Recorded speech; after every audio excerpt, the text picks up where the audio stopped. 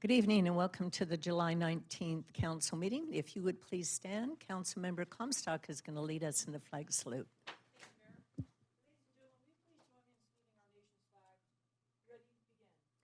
Pledge allegiance to the flag of the United States of America and to the republic for which it stands, one nation under God, indivisible, with liberty and justice for all.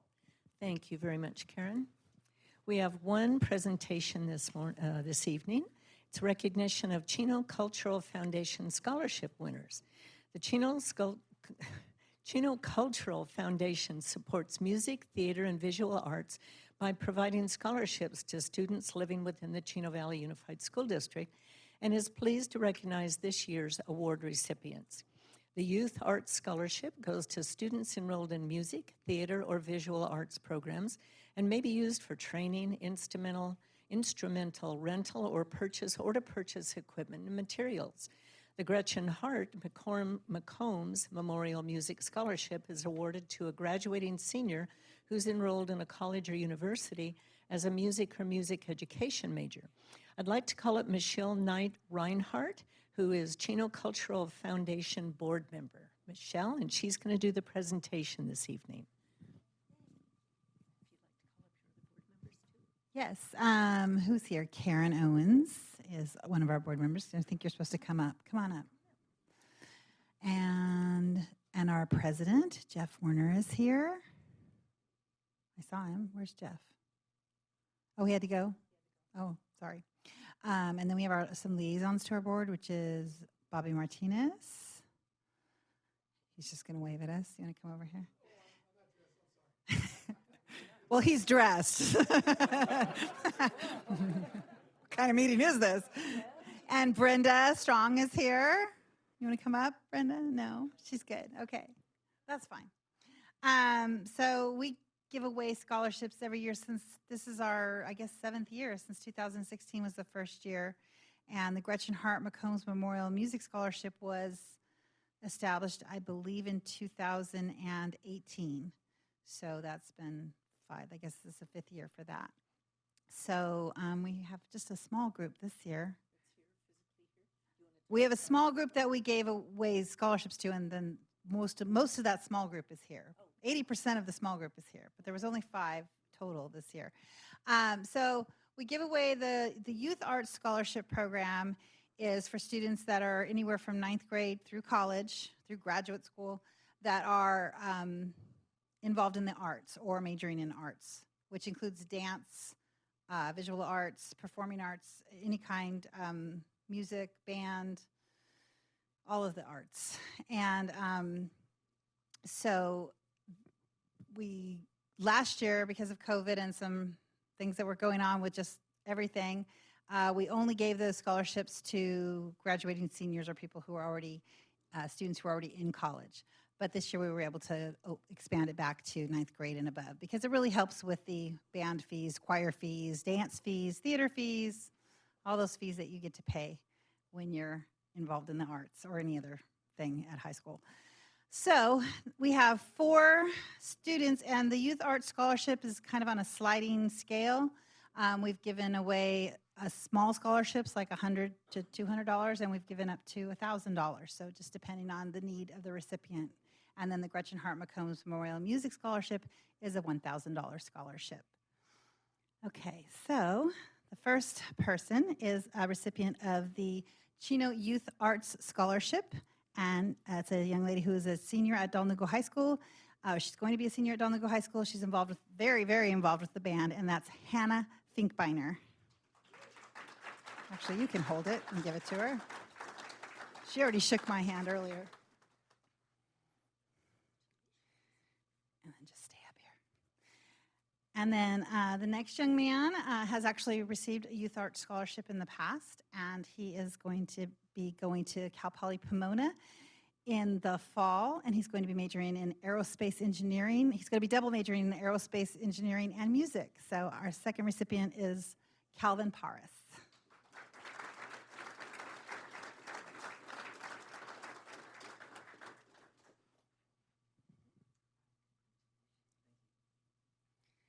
Our next young lady is actually not here this evening because she is already at Berkeley, where she is going to be double majoring in psychology and musical theater.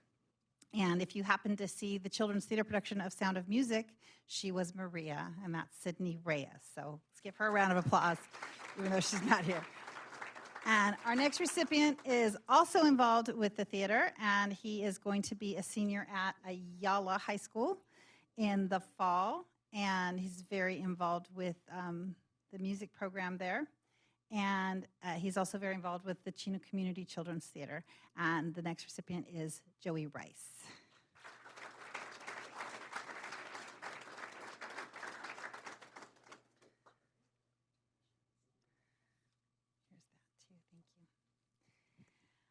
Our next recipient is the recipient of the Gretchen Mccombs Memorial Music Scholarship. This scholarship was established in honor of Gretchen Mccombs, who was one of our Cultural Foundation founding board members. And the reason the heart is in it, with 2 T's, Gretchen was raised in Connecticut, and she is related to there's a big music school there called the Hart School of Music, which is a prestigious music school, and her family was part of the foundation of that school there. So that's why it was very important to Al Mccombs, her husband, that the heart be included in that, because that's a big musical thing. Yeah. So anyway, so the recipient this year of the Gretchen Mccombs Memorial Music Scholarship is a young man who is studying as a music major at Rochester School of University of New York, Rochester School of Music. And he's a past recipient of the Chino, one of our youth art scholarships from the Cultural Foundation. And this year's recipient is Diego Turner.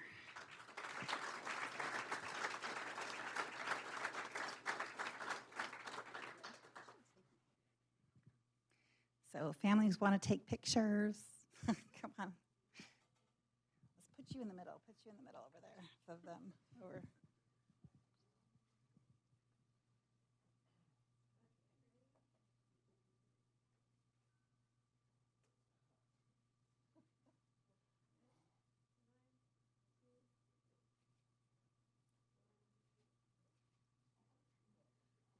Okay.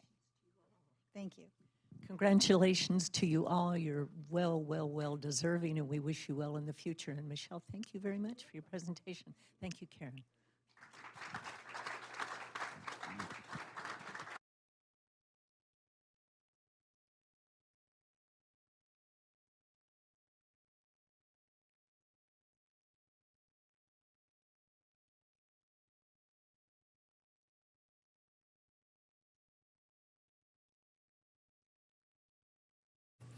Okay, prior to us starting this council meeting, we did have a closed session, and I'll ask our attorney to give us a report out of that.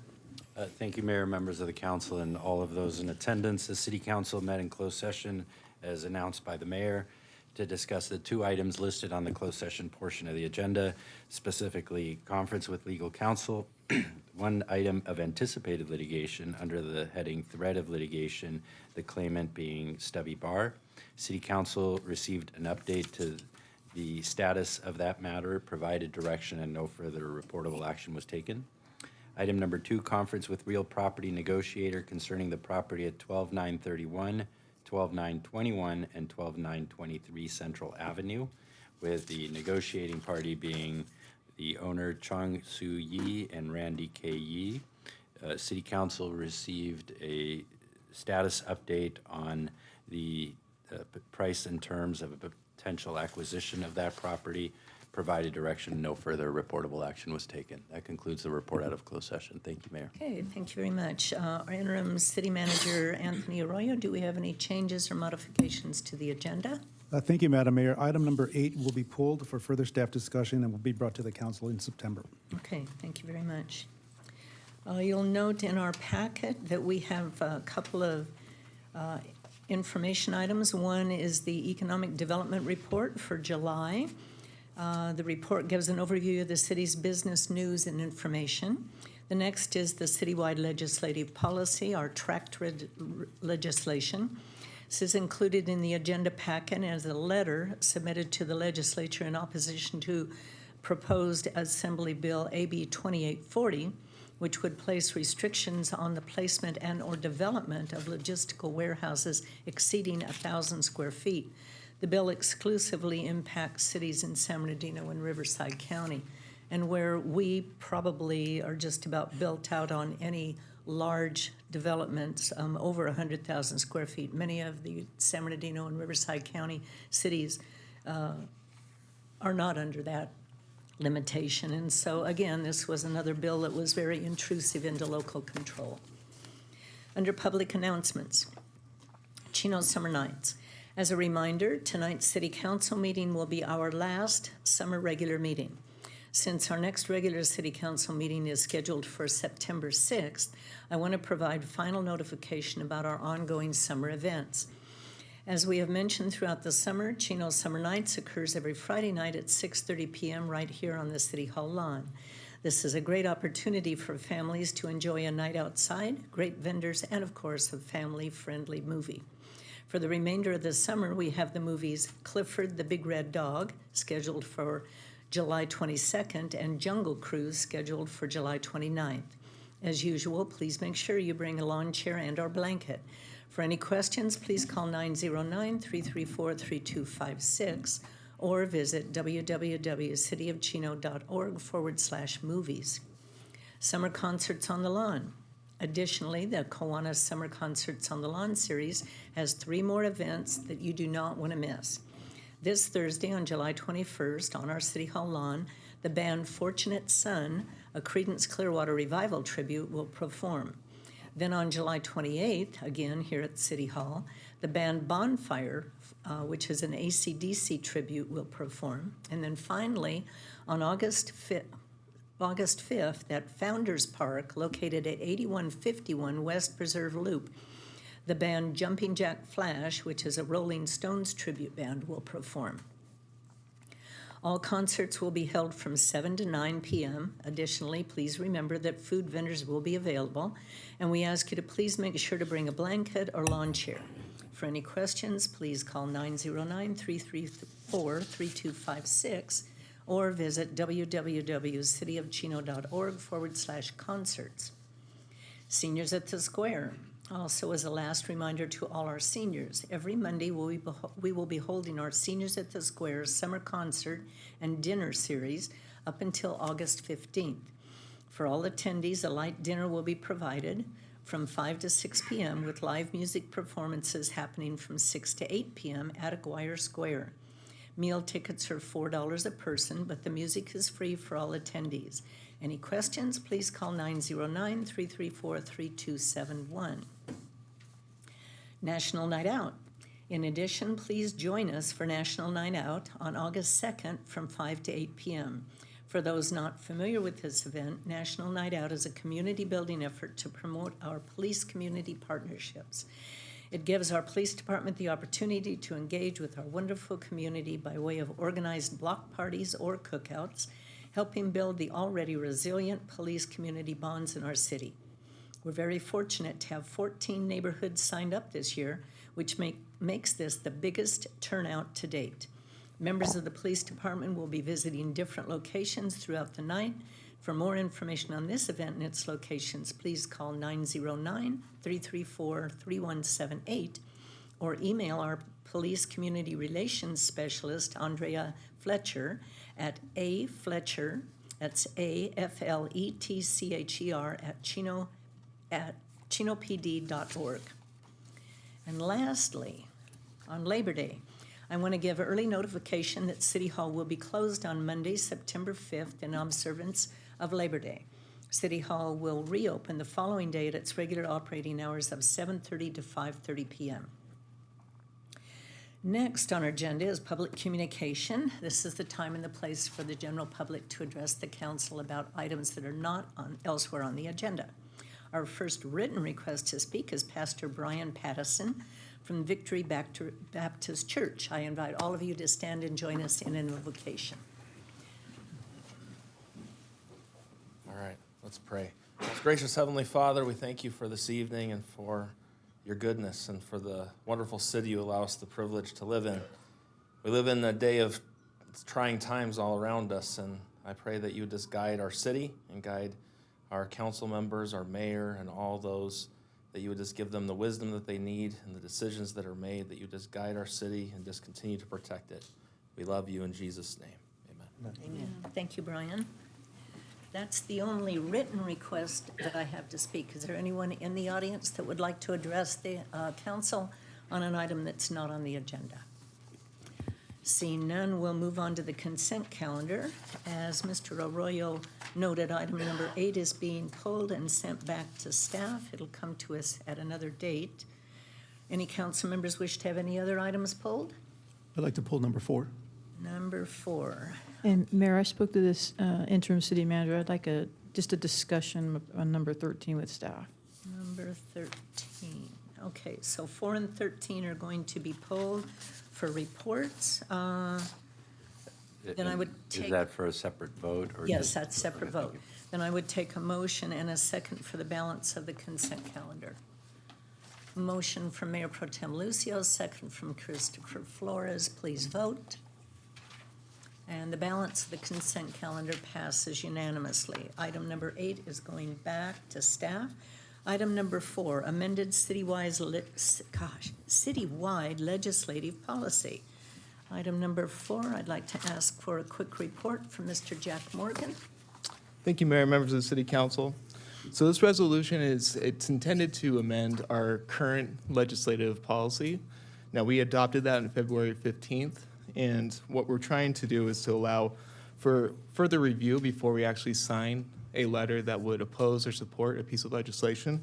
And so there's 2 sections that we're going to be amending. One has to do with when we're going to bring it to the council before we actually go ahead and send it to the legislature, whether we're going to support or amend or oppose it. The other part of it's going to talk about how we're going to post it, and that's going to be on the city website, or we're actually going to bring it back as an information item. And so that really sums up the changes to the policy. We're just trying to be more transparent and allow for further review before we sign a letter of opposition or support. Okay, and then would you go into detail also when it's a timely issue? So if it's a timely issue, and that's if we have a piece of legislation that has been amended, gotten amend, in that case, staff would rely on the policy itself, the guiding principles, and some of the more specific items that are in the policy currently, and we would go ahead and put the letter together, have it be signed, and then bring it back as an information item for the council. By default, we would bring it as a consent item, but if it were, say, in August when we're dark and there's something that we need to address, that's when we would rely on that subsection. Okay. Any questions on this policy? Or Yes. comments? In looking at this policy, there's some issues that I see. One, you're drafting an administrative policy in regard to the council as to when, and if something is an emergency, that we are giving up basically, hey, if we can't get a hold of you, we're going to just go directly to the mayor. If the mayor's not available, we're going to go directly to the city manager. Which council members did you meet with when you developed the policy? Because I can tell you from developing a policy myself, when I used to work on a department, we met with all entities. For example, when we decided to start pitting a car, we met with the unions to ensure that the deputies were protected and the supervisors were protected, and that certain things occurred. But here you're drafting a policy, an administrative policy that pertains to the council, but you had no council input. For one, this issue came up during the AB 2840 discussion when I spoke to the interim city manager, and I told him that there was a letter that was drafted in opposition of that, but I was never asked whether or not I opposed it or if I didn't oppose it, and at the time, I didn't oppose it. I thought there should be some regulations to the sizes of warehouses and communities, and I thought that was important. And I told him, you know, I would have liked to have been asked, and I would have abstained from supporting that.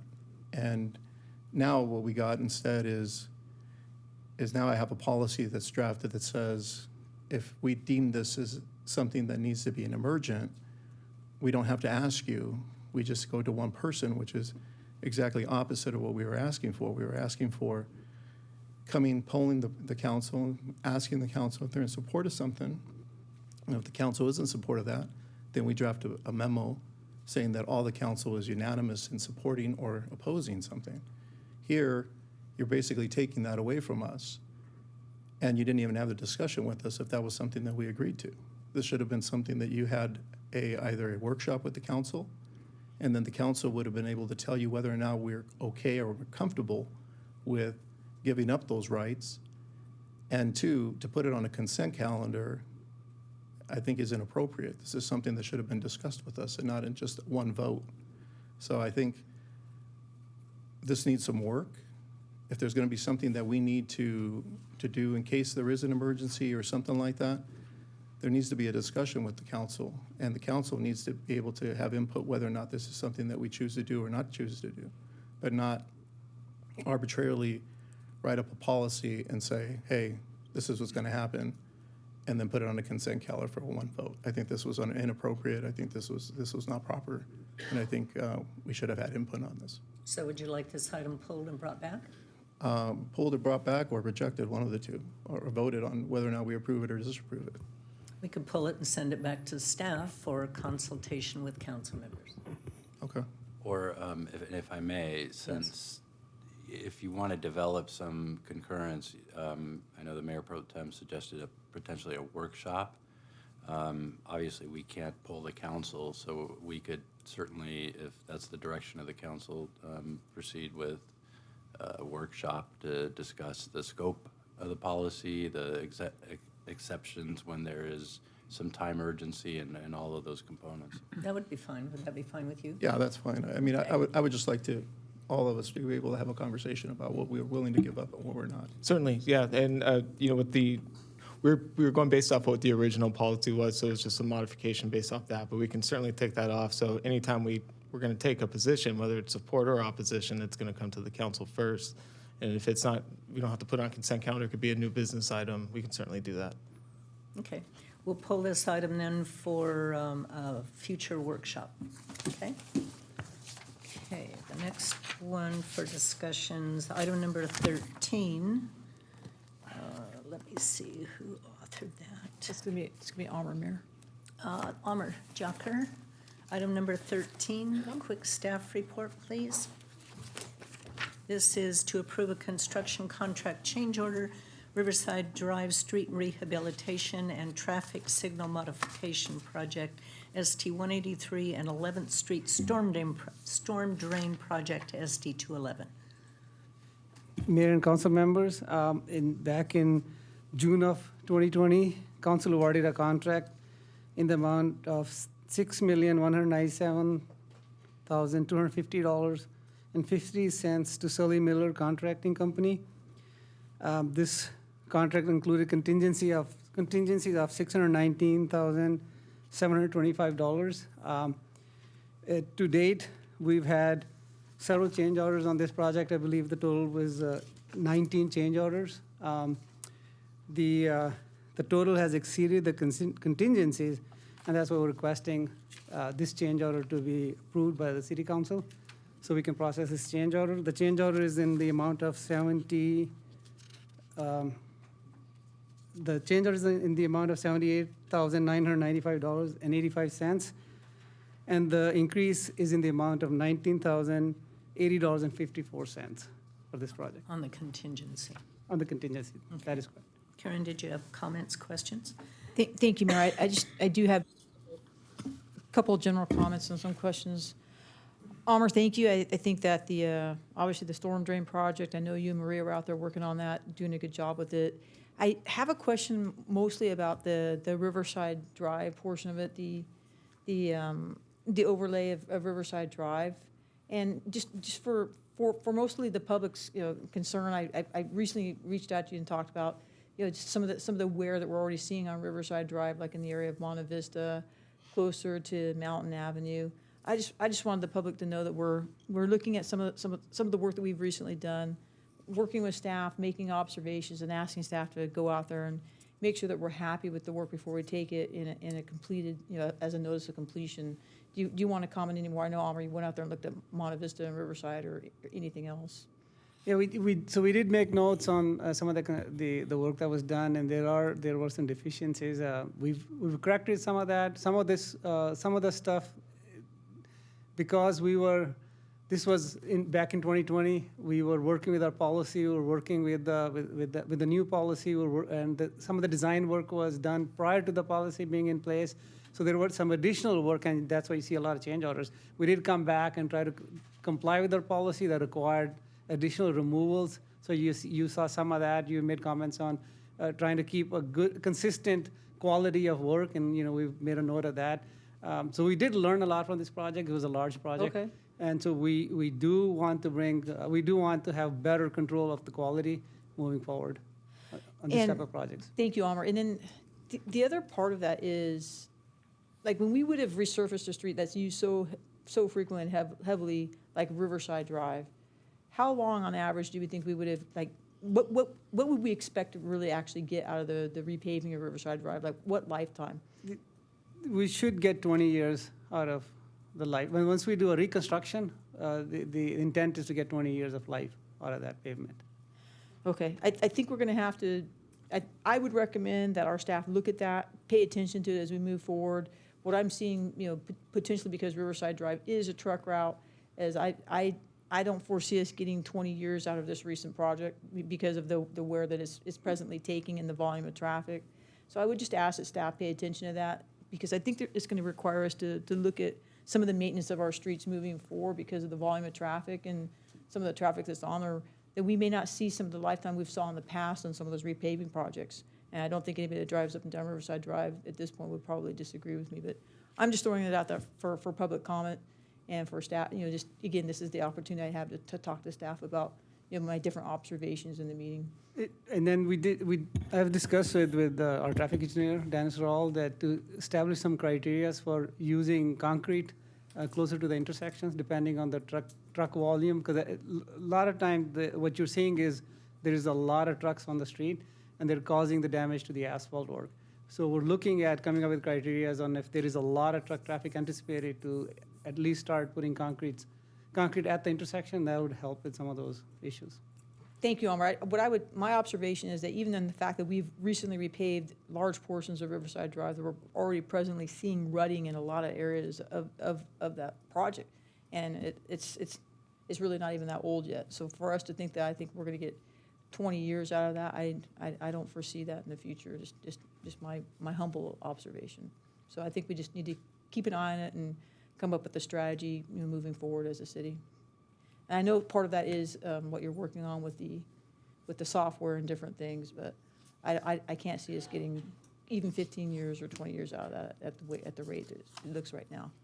So thank you. That's all I wanted, Dahmer. Thank you very much. Okay, any other comments, observations? Okay, then I would entertain a motion and a second for item number 13. Motion from Mayor Pro Tem Lucio, second from Councilperson Comstock. Item passes unanimously. Okay, moving on to new business, number 18, master contracts, Chino Valley Unified School District. This is to approve the master contracts with the school district. Staff report this evening will be provided by our Community Services Manager, Mr. Ted Bistarkey.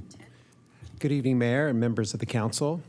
The City of Chino has partnered with the Chino Valley Unified School District, and through the partnership, the city and district work together to provide a variety of programs and services benefiting youth in their community. These programs include counseling, case management, resource centers, intervention and prevention programming, after-school programs, and programs for parents of preschool children. The district enters into a contract with the city to provide the services outlined in the master contracts. Once services are rendered, the city bills the district, and the district reimburses the city for those services. Each of these grants have been included and approved in the fiscal year 22-23 budget, except for the ARP2 grant. The master contracts were approved by the Chino Valley Unified School District Board at their June 16, 2022 meeting. Some of the grants were approved for more than what was budgeted and required additional appropriation equaling $22,608. Furthermore, the district received additional funding through the ARP 2 grant to help supplement services for homeless students and their families. This will allow the program to add an additional case manager 1 and an outreach specialist to help provide services and conduct program outreach throughout the community. The ARP-2 grant was not included in the budget and will require an appropriation of $160,000. These additions will require an overall additional appropriation of $182,608 to the community services expense and revenue budgets. Staff's recommendation is to approve the master contracts with the Chino Valley Unified School District for the amounts as listed, appropriate additional $182,608 from the unappropriated reserves of the Community Services Fund, increase the revenue budget of the Community Services Fund by $182,608, and authorize the city manager to execute all necessary documents on behalf of the city. This concludes my report, and I can answer any questions the council may have at this time. Thank you, Ted. Questions of Ted regarding item number 18? Any members of the in the audience have anything to say about item number 18? Okay, seeing none, then I would ask for a motion and a second. Motion from Councilman Flores, second from Councilperson Comstock, and the item passes unanimously. Item number 19, contract amendment, RHA Landscape Architects Planners Incorporated. This is to approve a contract amendment to their contract in the amount of $94,750 for landscape architectural services. Staff report this evening will be provided by our Parks and Capital Projects Manager, Carolyn Baltzer. Good evening, Madam Mayor and members of the council. RHA Landscape Architects and Planners Incorporated is a current consultant hired to perform design services for the Ayala Park improvements projects. These projects include the north parking lot and picnic pavilion replacement, softball fields 1 through 4 replacement, the multi-use trail and path of travel accessibility improvements, and Ayala Park Operations Center improvements. On June 22nd, 2022, staff received a proposal from RHA Landscape Architects and Planners Incorporated in the amount of $94,750 for the proposed work. The current contract amount awarded to RHA is $1,096,290, bringing the total contract amount to $1,191,040. The additional design services include construction management and assistance, geotechnical and structural engineering services, hydrology study, water quality management plan, demolition, grading, drainage, landscape, and irrigation. Staff is requesting City Council approve the contract amendment in the amount of $94,750. The City Attorney's Office has reviewed all the documents and found them to be in order. This concludes my report, and I'll be happy to answer any questions. Thank you. Any questions or comments? Carolyn, I have a question. This area, the park, has been torn up now for quite some time. When did we actually start this project? We started that in October October? of 2021. When is it going to be finished? The contractor is completing work the end of this week. We are looking at having a plant establishment period, coming back to council September 6th, opening it September 7th. We have had some issues with the contractor, and we've had them to replace some of the work that they've completed. Now, was that on our dime, or was it faulty work? That is they had? on their dime. Their dime? Okay, it'll be good to have that open. It's been way too long, way too long. Okay, item number 19, I would like to entertain a motion and a second, please. Motion from Councilperson Comstock, second from Councilman Flores. And the item passes unanimously. Thank you. Item number 20, professional services agreement, design the traffic signal at Monte Vista and Walnut Avenue. This is to award a contract in the amount of $91,770 to Mark III Consultants Incorporated, Irvine, California, for the design of a traffic signal at Monte Vista Avenue and Walnut and the fiber optic communications. Staff report this evening will be provided by our associate engineer, Mario Flores. Good evening, Mayor and members of the City Council. The intersection of Monte Vista Avenue and Walnut Avenue is currently controlled by a stop sign on all 4 directions. The staff has received numerous inquiries regarding the traffic concerns from residents related to the traffic congestion, traffic safety, and pedestrian crossing safety at this intersection. In response to these concerns, staff responded with conducting a traffic study at this intersection. The traffic revealed that having a new traffic signal at this location would meet multiple warrant requirements founded in the California Manual Unified Traffic Control Devices. As a result, will help increase the traffic safety and improve traffic flow. On January 14, 2022, the staff prepared a request for proposal from Design Services for the traffic signal on Monte Vista Avenue and Walnut Avenue and fiber optic communication. The city received one proposal from Mark III Consultants Incorporated from Irvine, California. The consultant has extensive knowledge of right-of-way traffic signal and fiber optic communication design. The consultant will work with the staff developing preliminary designs plans for this project. Additionally, prior to completing the final design, staff will meet with residents in the area and present the preliminary plans, discuss the improvements of the proposed projects, and address any questions and concerns that they may have. After the design is finalized, cost estimate will be prepared, and funding for this construction for the traffic signal system will be brought back to City Council for final consideration and move forward with the project.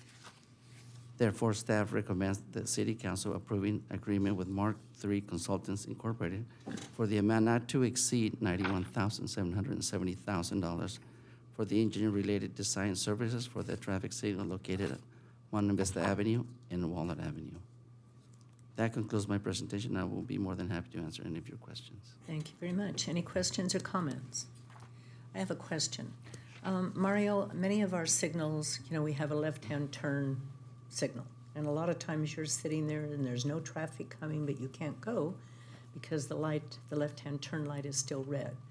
Are we going to start changing ours or phasing in where you have the left-hand turn lane is green and then it turns to yellow so that if no opposing traffic is coming, you can go ahead and turn left?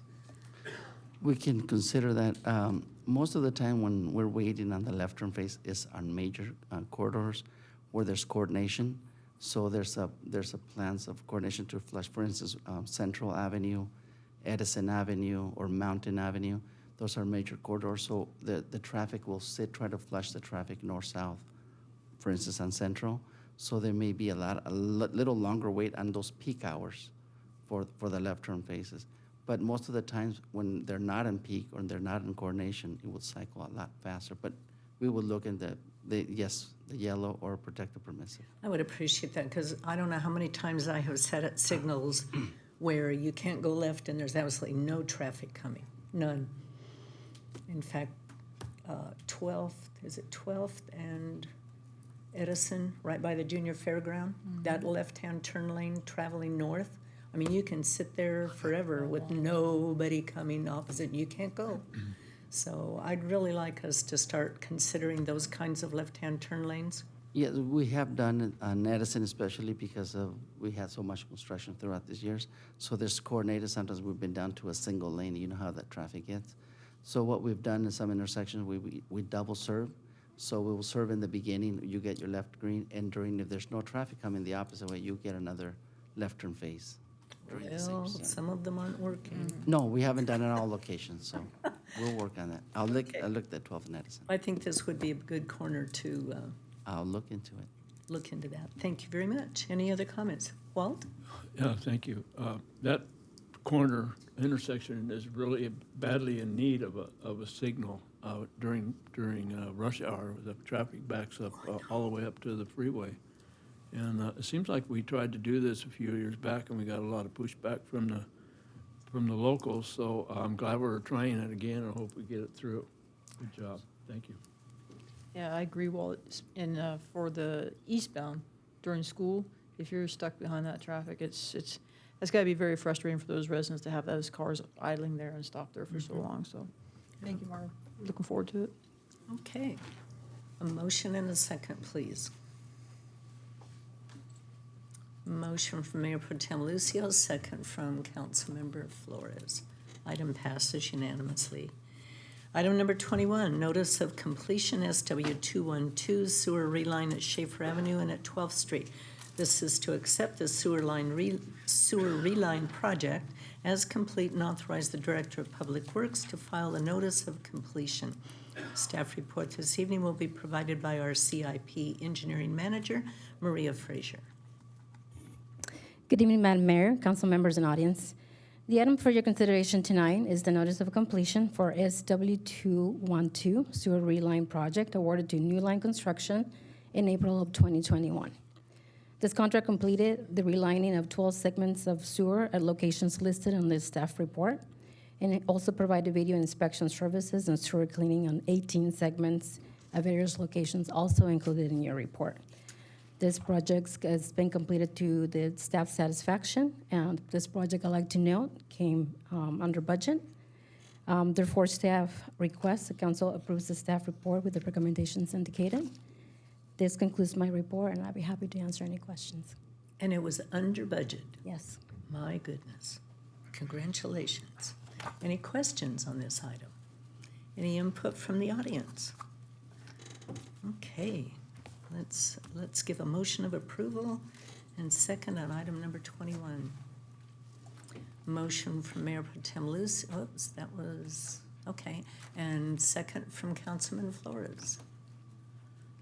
That item passes unanimously. Item number 22, certification of election results for the June 7th, 2022 special municipal election, ballot measure Y. This is to adopt Resolution 2022-50, reciting the facts of the special municipal election and declaring the results and other such matters as provided by law. Staff report this evening will be provided by our city clerk, Angela Robles. Thank you, Mayor. Good evening, Mayor, members of the City Council. On June 7th, 2022, the City of Chino held a special municipal election in consolidation with the statewide direct primary election. Ballot Measure Y was submitted to the voters for consideration.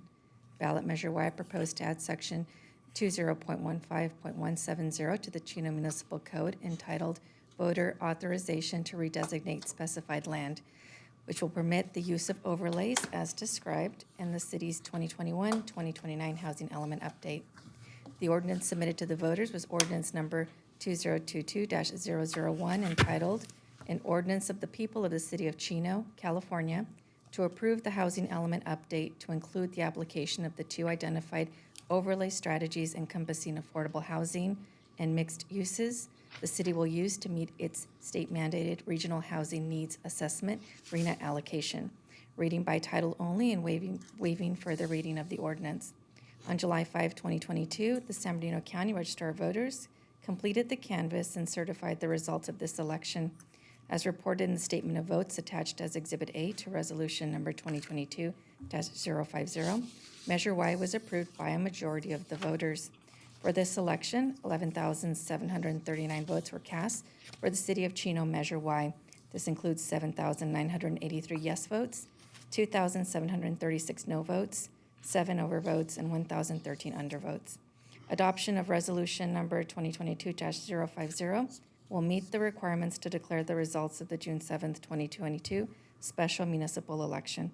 Additionally, upon approval of this resolution, ordinance number 2022-001 will be considered as adopted and shall go into effect 10 days thereafter.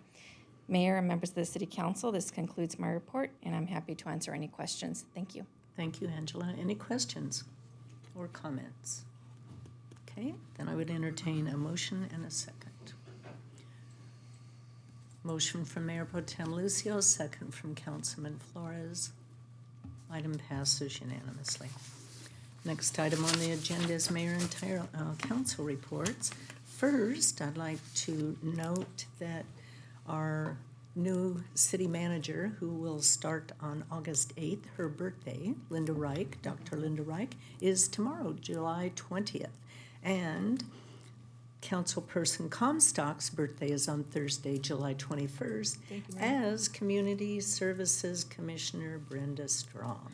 Her birthday is July 21st. So, happy birthday.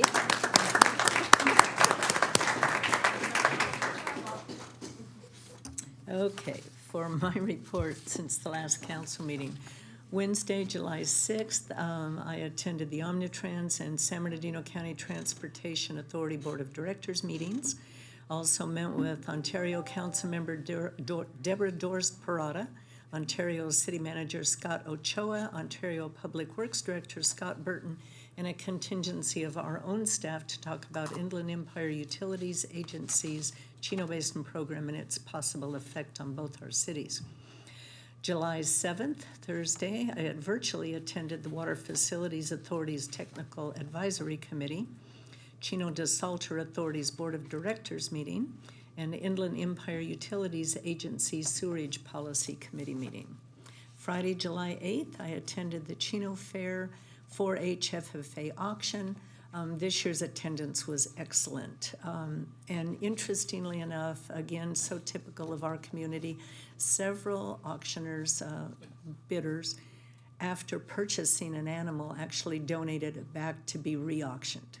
So there were chickens that were re-auctioned, rabbits that were re-auctioned, a turkey that was re-auctioned, and the final animal to be auctioned was a pig.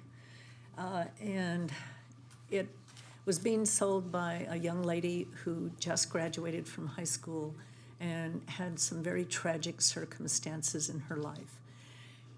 The pigs usually go for $4 or $5 a pound. The first bidder actually bid it up to $15 a pound and then turned around and redonated it for auction.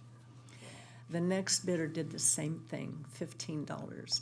The next bidder, I think, was $13. The next one, I think, went $13, and it finally sold and completed at $8 a pound. That young lady, because of, really gets me choked up, because of the generosity of our community and people that really, really care, she probably was able to take home, after all expenses and stuff, probably about $13,000 or $14,000. And it's just, when you attend things like that, and you see these kids who, those programs are absolutely amazing because the kids learn responsibility for, an animal, for something alive. They have to care for it, feed it, water it, make sure it's okay, take care of its health. And for many of them, it's really hard to auction that animal off because they become so attached to it. But it's so important for these kids to at least break even, on their expenses. And the generosity of our community is absolutely incredible. You don't have to buy the whole animal. You can do add-ons. But it's so heartwarming to see the community come out and just time after time help these kids. And a lot of these kids are just amazing. I mean, they're valedictorians of their classes. They learn Robert's Rules of Order and a lot of legislative kind of things. It's such an amazing program. But boy, that night was really special, I'll tell you. And to see the generosity of people was amazing. Then Saturday, July 9th, I attended Assemblyman Freddie Rodriguez's annual barbecue honoring special people throughout his district. Isaiah's Rock received the Nonprofit of the Year.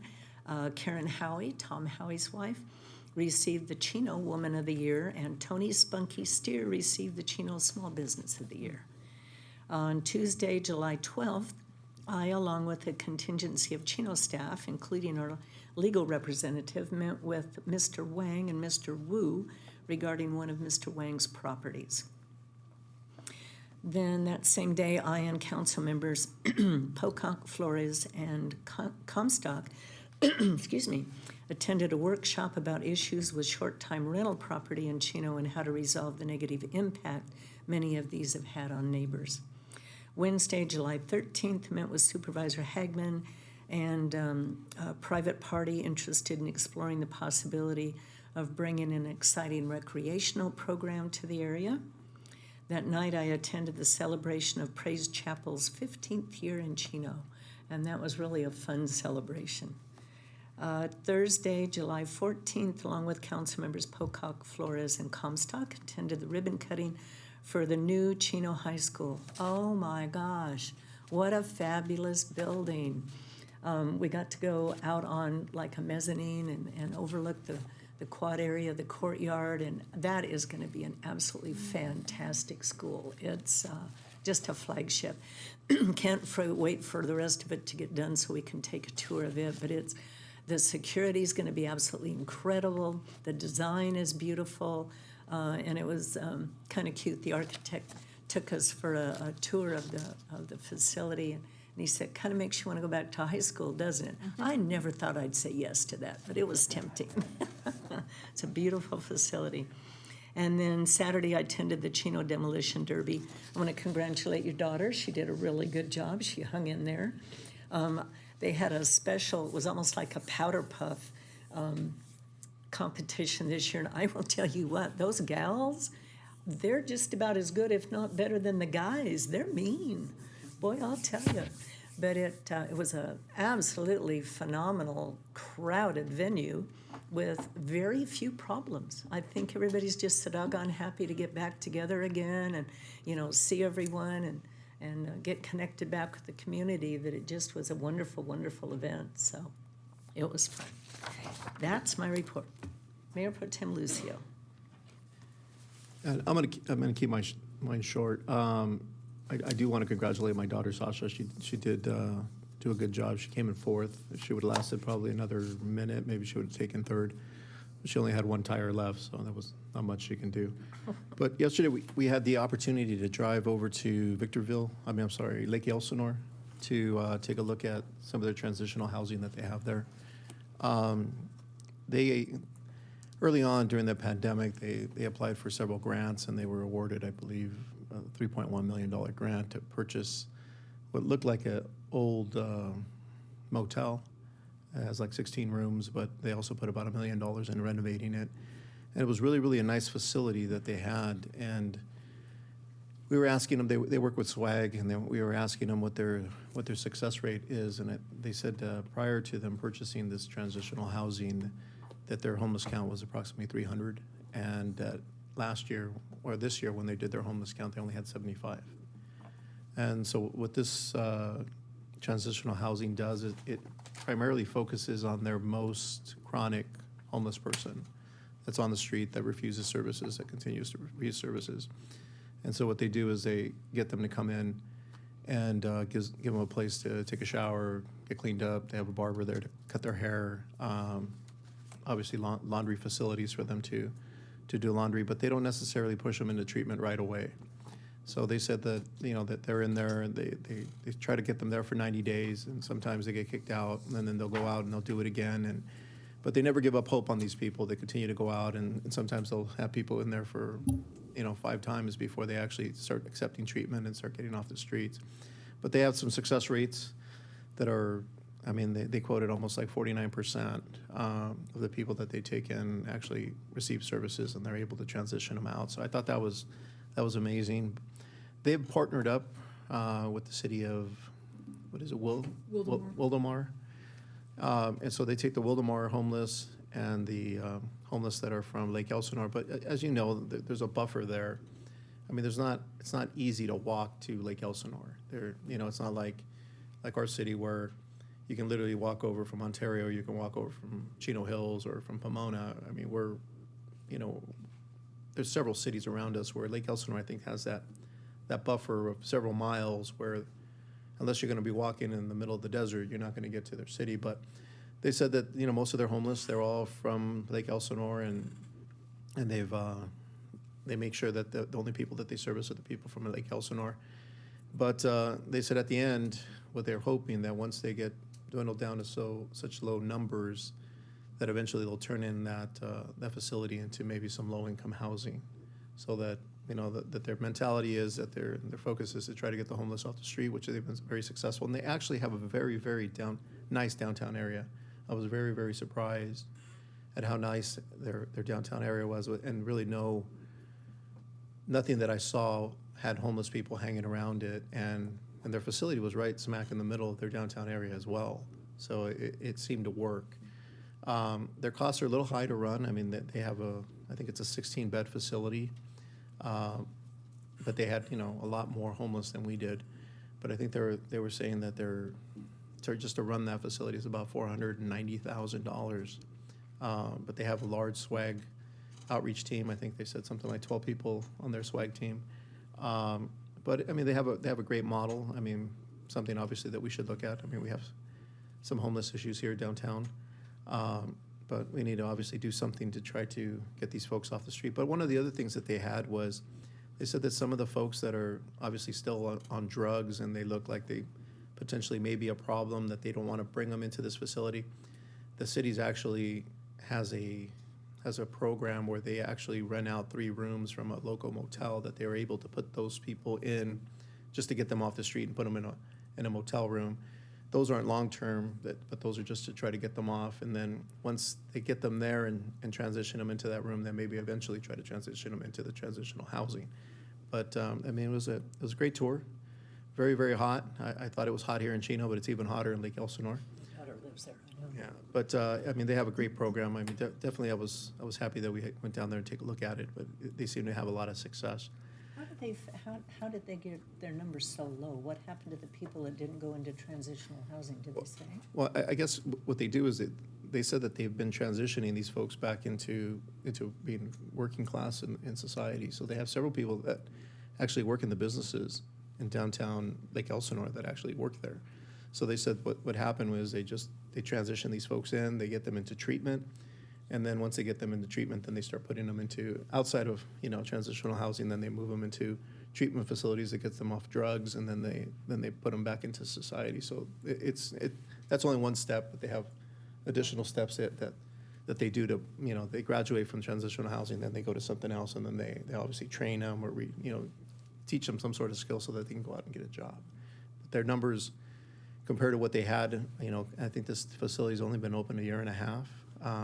They went from 300 to 75, so it's a big drop. That's amazing. Yeah. But one of the things I also wanted to say, happy birthday to my daughter, Samantha. She was born on the 14th of July, but happy birthday to my daughter, Sabrina, who's also born on the 20th, and my son, Gavin, who's born on the 21st.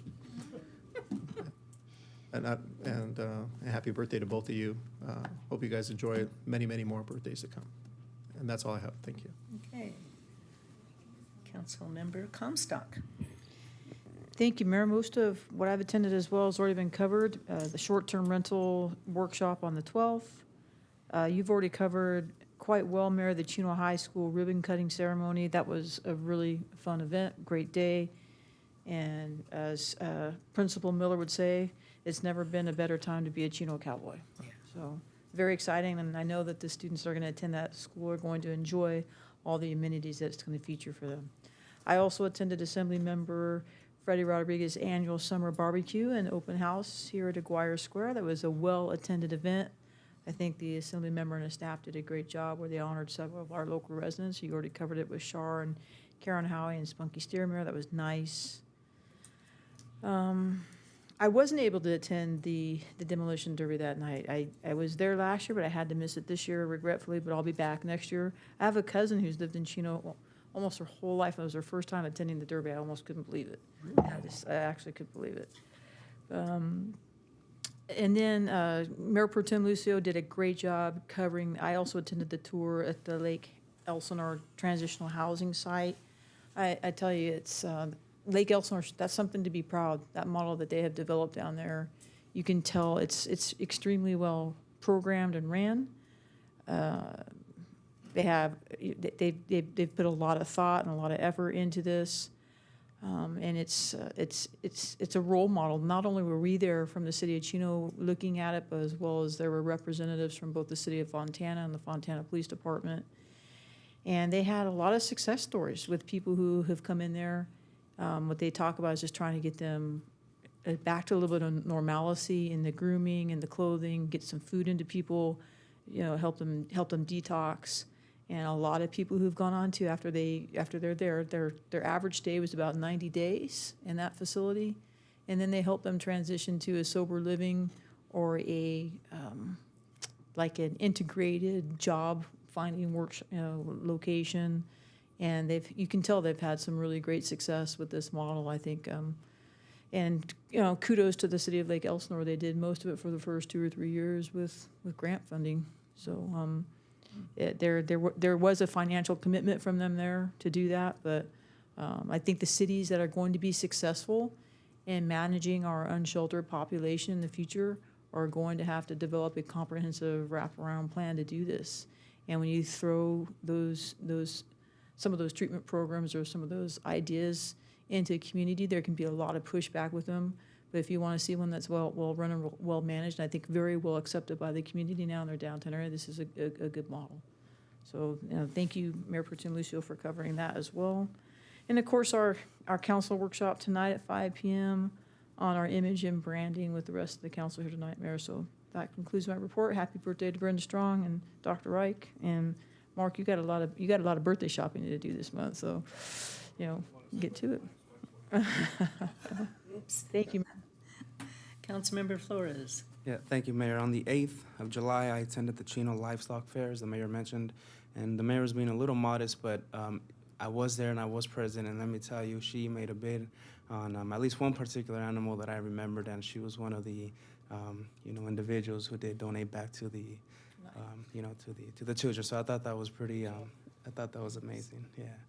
On the 12th, I attended the short-term rental, discussion here at City Hall. On the 14th, I as well as a few other council members and our mayor attended the Chino High ribbon cutting. That same day, later that evening, I had a chance to drive down to the preserve. Number one, visit my parents, and number two, attend the meet and greet that Linda had with some of the preserve residents, and I think that went very well. On the 16th, this past Saturday, I attended the Freddie Rodriguez Summer Barbecue, and as mentioned, congratulations to Isaiah's Rock and Charlene King and Miss Karen Howie for being awarded Woman of the Year. And just to close out, happy birthday, Miss Karen Comstock, Dr. Linda Wright, and Brenda Strong. You guys enjoy a happy summer July birthday celebration. Thank you. Okay, Councilmember Pocock. Thank you. Well, on the 7th, I attended the Chino Cultural Foundation meeting, and they're having a bunco on Thursday, August the 18th, and you can find information at chinoculturalfoundation.com. The bunco will be at Central Bosco. And on the 8th, along with my fellow council members, I attended the Junior Fair auction, which was an awesome event. Like the mayor said, the people buying animals and then donating them back in so they can be resold again. What a big heart. On the 12th, I attended the short-term rentals workshop. On the 14th, Chino High ribbon cutting, and that's also an awesome facility over there. A lot of glass in the windows. When I went to school, they had very little windows. Now they have big windows. They want the kids to look out. And security is awesome. All the classrooms open inside the hallway of the building. There's no access to the classrooms from the outside. And that night, on the 14th, Chino the concert here in the park. It was the 80s ladies. And then last night, I attended the Planning Commission meeting, which was a short meeting. I didn't know we had a winery in Chino, but we have a winery in Chino, and he's actually moving down the block, so we had to go before the Planning Commission. But What's the name of the winery?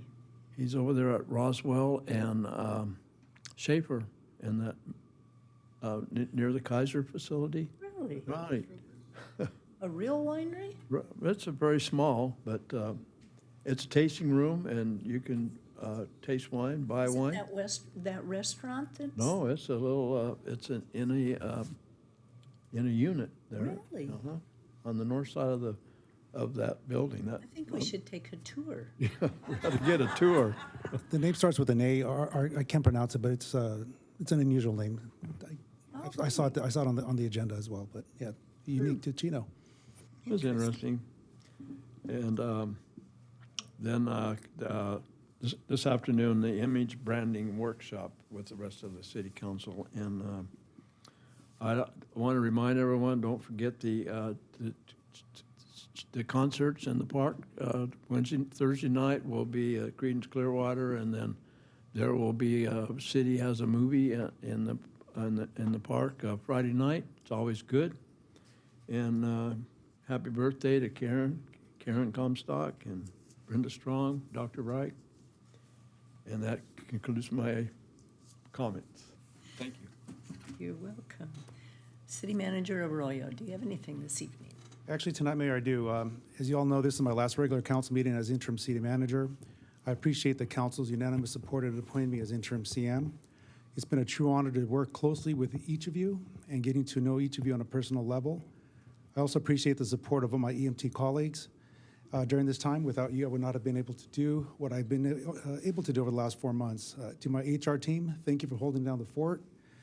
These last few months, you all are awesome. And to Linda, I wish you the best as you take the helm. You've been here long enough to know the city of Chino is an amazing place. I know you'll do this organization proud. Mayor, that concludes my comments. Thank you, Anthony. Fred DeGlante. Yes, Mayor, I just wanted to highlight a recent Supreme Court case. As everyone knows, the Supreme Court has been very busy in this term and has put out some opinions that received a lot of attention. This one opinion I don't believe received that much attention, but I believe it is relevant to public agencies, not only schools, but cities that have recreation programs. The case is Kennedy versus Bremerton School District. And this is the case where the football coach was conducting silent prayers after football games. The school was concerned that that violated the free exercise, free speech, and an establishment's clauses of the U.S. Constitution, essentially worry that there shouldn't be an entanglement of religion and government. With that concern, the school essentially prohibited the coach from conducting further prayer sessions. He refused. He was put on administrative leave and then ultimately not rehired. When he ultimately sued, the district court denied his claim and dismissed it. The Court of Appeals also dismissed the case, and it ultimately got to the U.S. Supreme Court.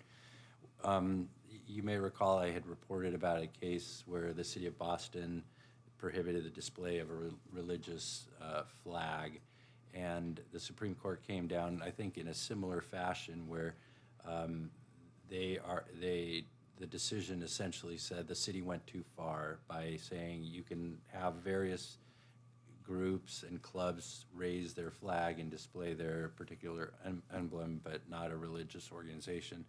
I think this follows that same line, and essentially the court said that it is not the case that the law only protects those individuals that show no religious signs or affiliations or symbolism in this particular situation. It was a school setting, but in any government funded activity. So there was no evidence that the coach had pressured the students to follow along, and the court found that significant. So I thought it was a good case to highlight for this council as I periodically report on cases that could impact public agencies. Okay, thank you, Fred. Thank you. That's all I have. Chief Simmons. Thank you, Mayor and members of the council. I want to thank you for covering National Night Out on Tuesday, August 2nd. We're really looking forward to partnering with our brothers and sisters at the fire department at that event as well. So we encourage the community to come out on that day. Also wanted to let everybody know that the first Thursday of every month, we actually open up our police museum for the public to come and tour. So this next month, it'll be Thursday, August 4th from 10:30 to 1:30. So we encourage people to come out and take a look at our police museum if you haven't seen it. It's pretty incredible, and I think you'll enjoy it. And the last thing I want to do is thank the alert community member this Sunday morning who observed somebody stealing a catalytic converter, was able to report it to us, and our officers were able to catch that person, get them into custody, and recover that catalytic converter. So we can't do this job without our community. We need you to be our eyes and ears, and just want to thank them for that. Fantastic. That's all I have, unless you have any questions for me. Good news, good news. Thank you. Chief Williams. Good afternoon, or good evening, Mayor, council, staff. Much of what we still continue to deal with at the fire district revolves around ambulances. I am proud to, or happy to announce that we did get an extension through the end of August for our current assistance by hire agreement that we have with our private vendor. The county still continues to work through what they are going to do with their request for proposal as they send it up to the state. And then following that, many fire organizations in the county have come together and are seeking, at this point, we've put our own RFP out to seek some sort of a partnership with a private entity so that we believe we can come together and provide a much better service. Again, long-term is always for the Chino Valley Fire District is for us to look to what opportunities we can provide our own services. But I do still believe that it's a sort of a step-by-step process to get there. So we continue to exercise every opportunity that we have. In the area of recruitment, I had the opportunity today to visit 7 of our new hires. Wow, we are very, very blessed. In that group, I think every one of them has come from another organization, 2 of them from LA City, 1 from Newport Beach. So we're getting high caliber, high quality people. So I just wanted to mention that to you. So we'll be bringing those 7 new folks, likely it'll be Chief Alt behind me, to introduce them to the city and to the council. And so we're very happy about that. I would like to give a shout out to my labor group. This is our first year of those guys and gals putting together their own car for the Derby. I was there as well. We did very well. We actually made it to the final round. And I didn't realize this. I guess there's a lot of people that participate that are actually pro Derby car drivers. And so our folks got a lot of props from them, the professionals, in our approach to that whole process. So shout out to them. And that's all I have. I want to say thank you. Okay, thank you. Yeah, that Derby was fun. It was, got a little crazy, though. Got a little crazy. It's crazy every year, man. It does, but it was really fun. Okay, with that, we will then adjourn our meeting to a special meeting on Tuesday, July 26th at 4:30 p.m. in these council chambers. Our next regular meeting is scheduled for Tuesday, September 6th at 7 o'clock with closed session at 6 if necessary. And with that, we are adjourned.